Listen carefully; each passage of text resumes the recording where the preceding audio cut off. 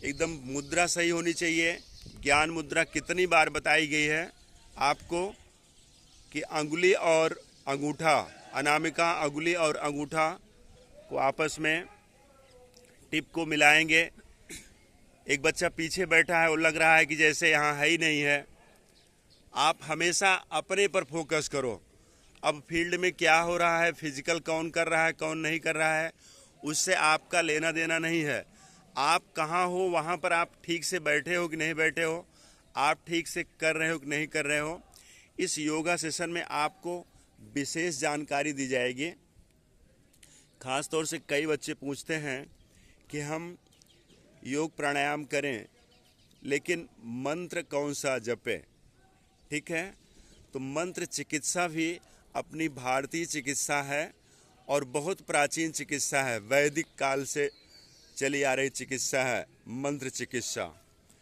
तो आप लोगों के लिए सबसे बड़ा मूल मंत्र तो ये है कि आप कठिन परिश्रम करें। Hard work is the key of success. दूसरा, शास्त्रों में ये भी लिखा गया है, परिश्रमेण जयते श्रियम।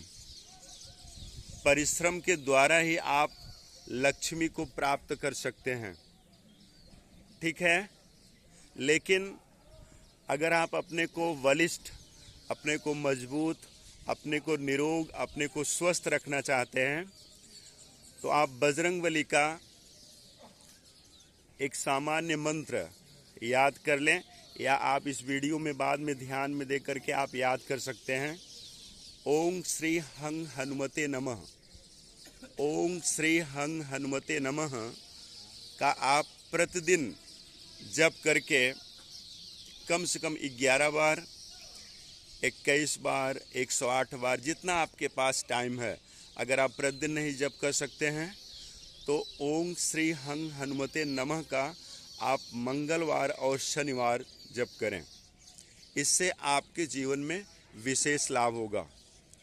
दूसरा, आप ओम श्री हरि शरणम, ओम श्री हरि शरणम मंत्र का आप जब चलते फिरते सदैव करें, तब भी आपको जीवन में विशेष लाभ होगा।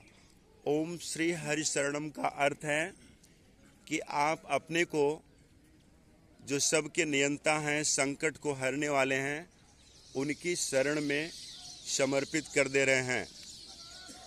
अर्थात जो भी कार्य कर रहे हैं सब आप ईश्वर को समर्पित करते हुए कर रहे हैं। आपके बीच में अभी हमारे मनीष मांडिया जी आ रहे हैं थोड़ी देर में, अभी वो फिजिकल कर रहे हैं। तो मैंने बताया पहला मंत्र पवन सुत को प्रसन्न करने के लिए, जो कि स्फूर्ति के देवता हैं, क्योंकि आलस्य बच्चों में बहुत आती है, मन आपका भ्रमित होता है, मन आपका इधर उधर भटकता है। इसके लिए आपको बजरंग बली को प्रसन्न करना बहुत ज़रूरी है। तो बजरंग बली को प्रसन्न करने के लिए मैंने पहले बताया एक सामान्य सा मंत्र है, ओम हंग हनुमते नमः।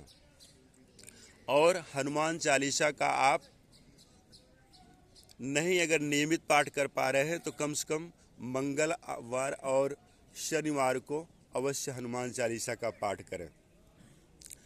तीसरा मंत्र आपको मैं बता रहा हूं, जो कि आपके लिए या सभी के लिए बहुत ही महत्वपूर्ण है। वह तीसरा मंत्र है ओम नमो भगवते वासुदेवाय नमः। ओम नमो भगवते वासुदेवाय नमः। तो सभी लोग एक साथ तीनों मंत्र हमारे साथ दोहराएंगे। सभी लोग सीधे बैठे, फिर से मैं एक बार कह रहा हूँ, सभी लोग सीधे बैठे, अपने कमर सीधी, ज्ञान मुद्रा, अपने को स्वच्छ और निर्मल मान करके चलें, क्योंकि आत्मा हमेशा पवित्र होती है।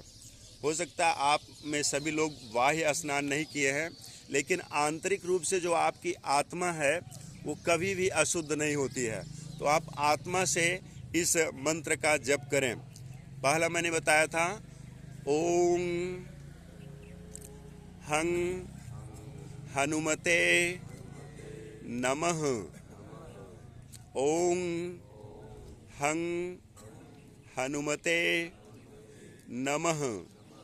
ओं हं हनुमते नमः। ये बजरंग बली को प्रसन्न करने के लिए मंत्र है। दूसरा, ओं श्री हरि शरणम। ओं श्री हरि शरणम। ओं श्री हरि शरणम। ये वास्तव में श्री विष्णु के लिए मंत्र है, जिनको हम हरि भी बोलते हैं, जो कि समस्त जगत के नियंता पालनहार हैं और सभी संकटों का नाश करने वाले हैं। इसके बाद भगवान श्री कृष्ण का मंत्र है, ओम नमो भगवते वासुदेवाय नमः। ओम नमो भगवते वासुदेवाय नमः। ओम नमो भगवते वासुदेवाय नमः। ऐसा शास्त्रों में वर्णित है कि आप अगर अपना कोई साक्षात गुरु न बनाएं तो आप भगवान श्री कृष्ण को या भगवान विष्णु को अपना गुरु मान सकते हैं। ठीक है, जीवन में आप इन्हीं को गुरु मान करके अपना पूरा मनुष्य जीवन सार्थक कर सकते हैं। तो आज के इस मंत्र योग शिविर में आपका सेशन यही समाप्त होता है। फिर आगे शिविर हम लोग अभी जारी रखेंगे।